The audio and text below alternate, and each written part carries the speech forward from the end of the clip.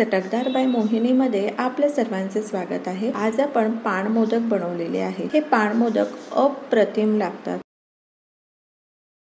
Gas न वापरता आपण हे मोदक बनवलेले आहेत। मोदक अगदी झटपट तयार होतात, खायलाही तितकेच चविष्ट लागतात। अशाच नवनवीन आणि गोडाच्या रेसिपी पाहण्यासाठी चटकदार बाय मोहिनीला सबस्क्राइब करायचं आहे आणि बेल आयकॉनवर क्लिक करायचं आहे, म्हणजे नवनवीन व्हिडिओज हे तुमच्यापर्यंत पोहोचू शकतील। चला मग तर आपण वेळ न घालवता रेसिपी बनवायला सुरुवात करू। तर मोदक बनवण्याकरता आपण काय काय साहित्य घेतले हे पाहूया। 4 चमचे पान सिरप घेतलेला आहे, कंडेन्स मिल्क घेतलेला आहे, गुलकंद घ्यायचा आहे, काजू जाडसर कुटून घेतलेले आहेत। काजू ऐवजी तुम्ही कोणतेही ड्रायफ्रुट्स वापरले तरी चालेल। आणि ह्या ठिकाणी आपण डेसिकेटेड कोकोनट म्हणजेच नारळाची पावडर घेतलेली आहे। चला मग तर आपण मोदक बनवायला सुरुवात करू। नारळाच्या पावडर मध्ये आपण पान सिरप घालायचं आहे आणि व्यवस्थित मिक्स करून घ्यायचं आहे। जर पान सिरप नसेल, पान इसेन्स वापरलं तरी चालेल। आणि कंडेन्स मिल्क घालूया साधारण 2 ते 3 चमचे आणि मिश्रण अगदी व्यवस्थित मिक्स करून घ्यायचं आहे।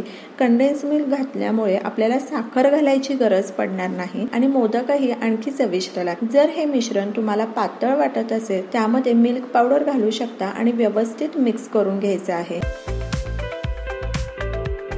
3 ते 4 थेंब आपण फूड कलर घालायचा आहे, मिक्स करून घेऊ।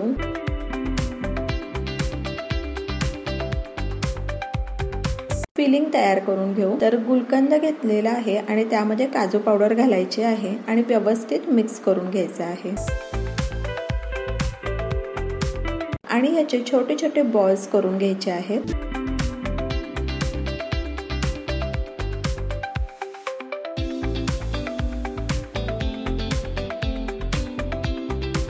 तर आपले सर्व बॉल्स हे तयार आहे। त्याला मग तर फटाफट मोदक बनवायला सुरुवात करू। मोदक बनवण्याकरता हातांना आपण तेल किंवा तूप लावून घ्यायचं आहे आणि मिश्रणाचा थोडा गोळा घ्यायचा आहे आणि अशा प्रकारे आपण हे मोदक बनवून घेणार आहोत। हे मोदक साचा न वापरता आपण बनवलेले आहेत। फिलिंग भरायचे आहे आणि मोदकचा आकार देऊयात।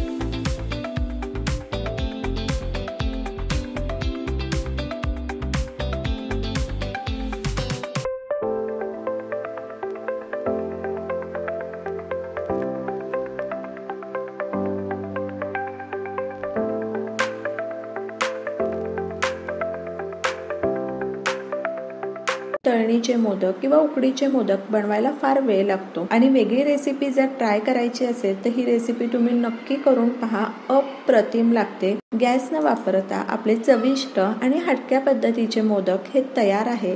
तर तुम्ही ही रेसिपी नक्की करून पहा आणि मला सांगा कशी वाटली ते।